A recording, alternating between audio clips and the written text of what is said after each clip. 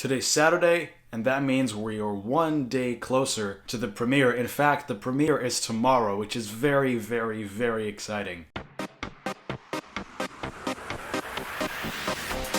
Though it's hard to tell how many people are actually going to be there. There's 115, 117 seats in the theater. Ideally, it would be full and that's it, but we might not fill it. There we go. Is this better?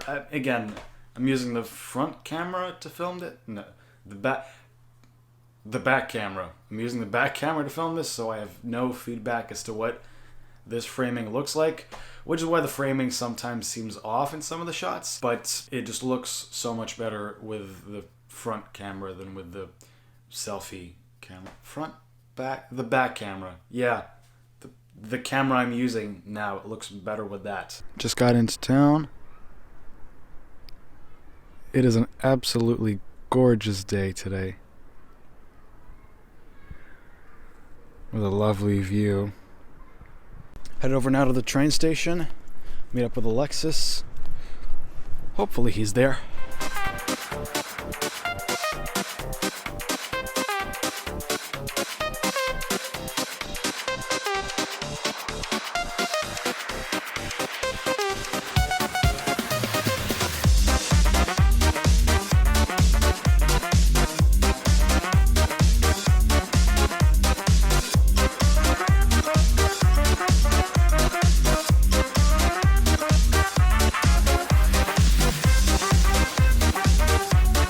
With Alexis, heading over to Montreux now. We're stuck in traffic. We're stuck behind stupid people who don't know how to drive. This guy's trying to park. Trying is the key word here. In the middle of nowhere, in the middle of the road. Good job. But I gotta admit, that's some pretty good parallel parking. Yeah, impressive stuff. That was fun. It's always good to see Alexis. Seeing Dan tonight, I'm excited. We are anonymous. We do not forgive. We do. It's ridiculous. I bought this for Halloween last year, and I never wore it because it doesn't work with my glasses. You see it? This is ridiculous.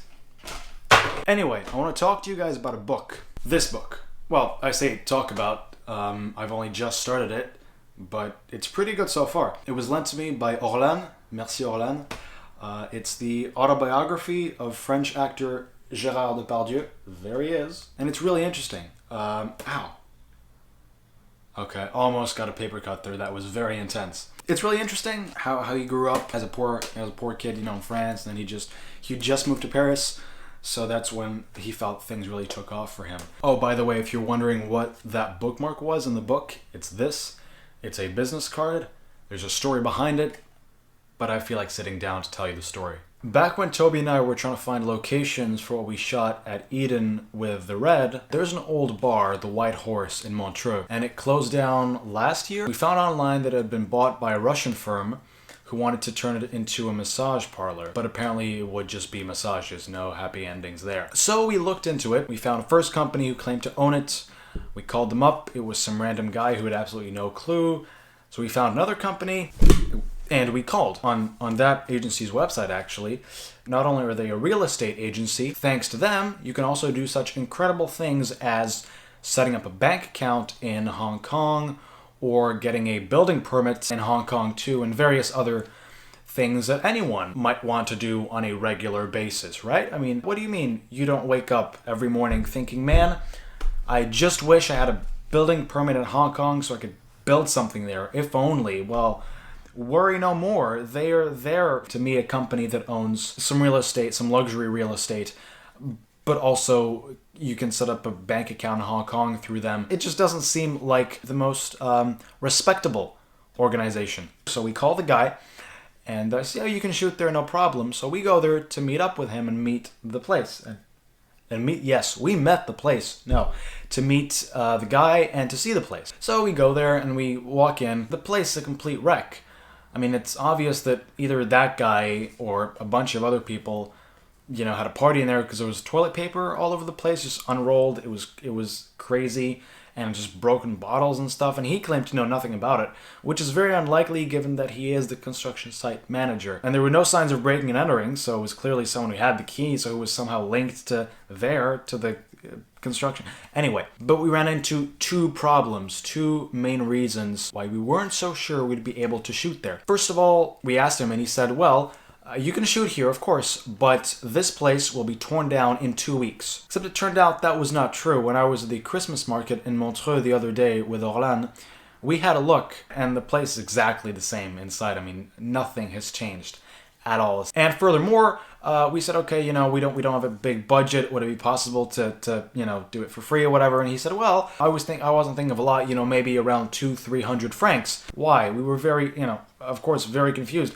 And he said, well, what can I ask for this place? I mean, don't ask anything. How about that? How about say, hey, sure, I don't use this place, and it's not actually going to be torn down in 2 weeks. It's been like over a month and it's still there. Sure, shoot here. That's a crazy story. I mean, the people you meet, if someone had told me a year ago that I would one day be at a bar where Mick Jagger went, when the bar was about to be torn down with toilet paper everywhere, speaking to a Russian guy who works for a company that can also help you set up a bank account in Hong Kong, which is probably there for money laundering, I would not have believed them. Oh, what's this? Is this very subtly on Mirko? Nothing. Oh, Mirko, I'll do a serious thing for Mirko Vlogs. It's good to see Dan again. Dan, what do you have to say for the vlog? Well, I've been following these vlogs religiously. I think we all have, the viewers out there. Keep up the good job, mate. Yeah? Thank you, Dan. I'm back home.